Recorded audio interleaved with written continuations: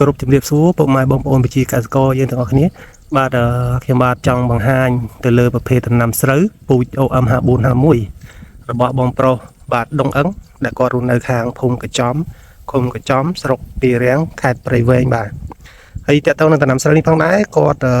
ប្រើប្រាស់ជាមួយជីធម្មជាតិជប៉ុនសញ្ញាផែនដីនិងជីអ៊ុយរ៉េសញ្ញាក្បាលសឹងបាទហើយទៅលើផ្ទៃដី8ហិកតារបស់គាត់ហើយរយៈពេលដែលគាត់ប្រើប្រាស់ជាមួយជីជប៉ុននិងជីអ៊ុយរ៉េសញ្ញាក្បាលសឹងនេះរយៈពេល6ឆ្នាំមកហើយបាទអញ្ចឹងស្រូវរបស់គាត់មកដល់បច្ចុប្បន្ននេះកំពុងតែអោនហើយôngពូមីងអាចទស្សនាទៅលើដើមដងស្រូវបានបាទដើមដងស្រូវរឹងបាទស្លឹកក្រាស់ហើយឈរត្រង់ល្អ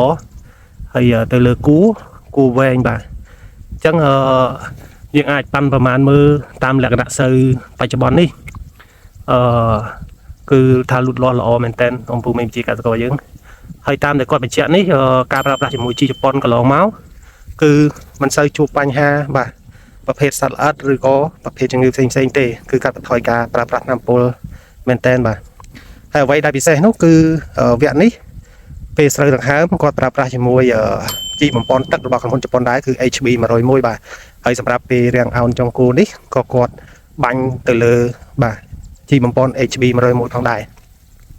ជួយឲ្យគ្រាប់ស្រូវយើងដាក់សាច់ពេញល្អគ្រាប់ស្រូវភ្លឺសស្អាតបាទអញ្ចឹងអំពូមីងដែលមានតម្រូវការចង់ប្រើប្រាស់ជាមួយជីធម្មជាតិជប៉ុនសញ្ញាផែនដីជីអ៊ុយរ៉េសញ្ញាក្បាលសឹងឬក៏ប្រភេទជីផ្សេងរបស់ក្រុមហ៊ុន Bayon Heritage បាទអំពូមីងអាចតាក់ទងតាមលេខទូរស័ព្ទខាងលើដែលខ្ញុំដាក់captionខាងលើនេះបានបាទសូមអរគុណពុកម៉ែបងប្អូនប្រជាកសិករយើងទាំងអស់គ្នា